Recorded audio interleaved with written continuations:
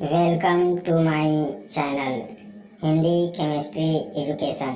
Please like share subscribe and press the bell icon. दोस्तों, आज हम पाठ 4 जिसका शीर्षक है पचराही का प्रश्नोत्तर देखेंगे। पहले पचराही शब्द का अर्थ देख लीजिए। पच माने होता है 5, राही मतलब होता है राह अर्थात रास्ता, अर्थात जहाँ से 5 रास्ता हो, है ना। प्रश्न पहला है, पचराही के नाम पड़े के कारण बताओ। ये कह रहा है कि पचराही का नाम पचराही कैसे पड़ा, उसका कारण बताइए। उत्तर है, सियान मन बताथे के पचराही ले 5 राह अर्थात 5 रास्ता रतनपुर, मंडला, सहसपुर, भोरमदेव अर्थात चौरागढ़, लजिका अर्थात लाजी बर निकले है। तेकर सेती एकर नाव पचराही पड़ीस।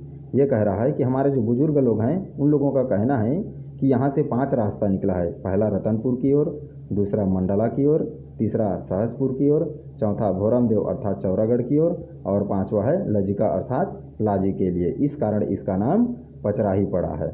प्रश्न दूसरा है, पचराही में मिले अवशेष मन के संबंध कौन कौन धर्म ले। ये कह रहा है कि पचराही में जो अवशेष मिला है उसका संबंध किस किस धर्म से है। दोस्तों, अवशेष मतलब होता है आज से हजारों लाखों साल पहले जो जीव जंतु हुआ करता था वो मरने के पश्चात कालांतर में मिट्टी से दब गए और दबने के पश्चात उसका जो शरीर है वह सड़ने लगा।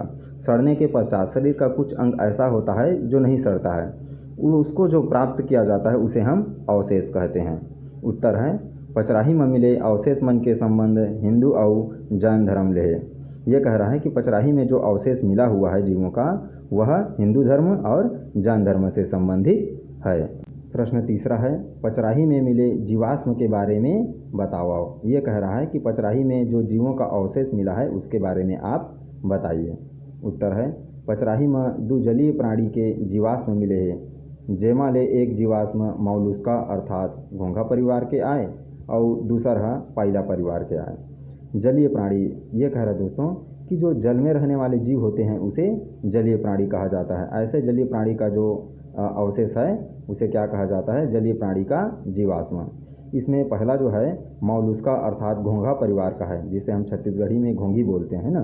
दूसरा है पाइला परिवार का। प्रश्न चौथा है, कौन कौन ठौर ला छत्तीसगढ़ के कला संस्कृति के आगास दसिया कहे गए, अर्थात छत्तीसगढ़ के किस किस स्थान के कला संस्कृति को आकाशदीप कहा गया है। उत्तर है, राजिम, शिवरी नारायण, सिरपुर, मल्हार, ताला, रतनपुर, डीपाडीह, भौरमदेव, घटियारी, बारसूर, दंतेवाड़ा ला छत्तीसगढ़ के कला संस्कृति के आगास दसिया कहे गए हैं। अर्थात छत्तीसगढ़ के कला संस्कृति में आकाशदीप राजिम, शिवरी नारायण, सिरपुर, मल्हार, ताला, रतनपुर, डीपाडीह, भोरमदेव, घटियारी, बारसूर और दंतेवाड़ा को कहा गया है। प्रश्न पाँचवा, पचराही के खोदाई ले मिले जिनिस मन के सूची बनाओ। पचराही में खोदाई के दौरान मिले हुए वस्तुओं की सूची बनाइए। उत्तर है, पचराही के खोदाई ले मिले जिनिस मन के सूची, अर्थात पचराही को खोदने पर जो वस्तु मिले हैं उनकी सूची। पहला है, प्राग ऐतिहासिक काल ले मुगल काल के अवशेष।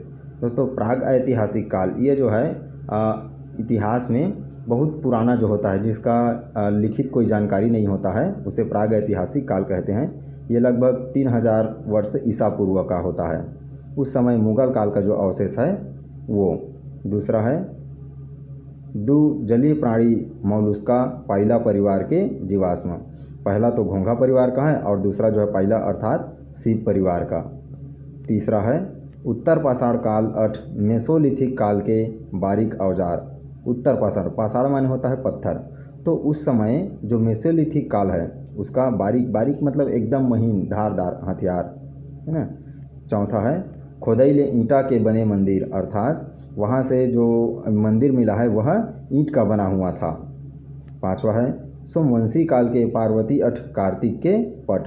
यहाँ पर पट माने होता है दरवाज़ा, है ना। तो सोमवंशी काल का जो इतिहास में जो समय बीता हुआ है उसे अलग अलग काल में बांटा गया है। तो उसमें जो सोमवंशी काल है उस समय में पार्वती 8 कार्तिक का जो दरवाज़ा है वह भी प्राप्त हुआ है।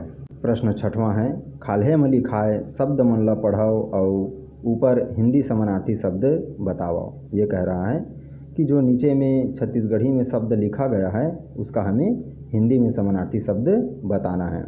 नानकुन, पहली, पाछू, ऊपर, सरलग, इन पांचों शब्दों का हमें हिंदी समानार्थी शब्द बताना है।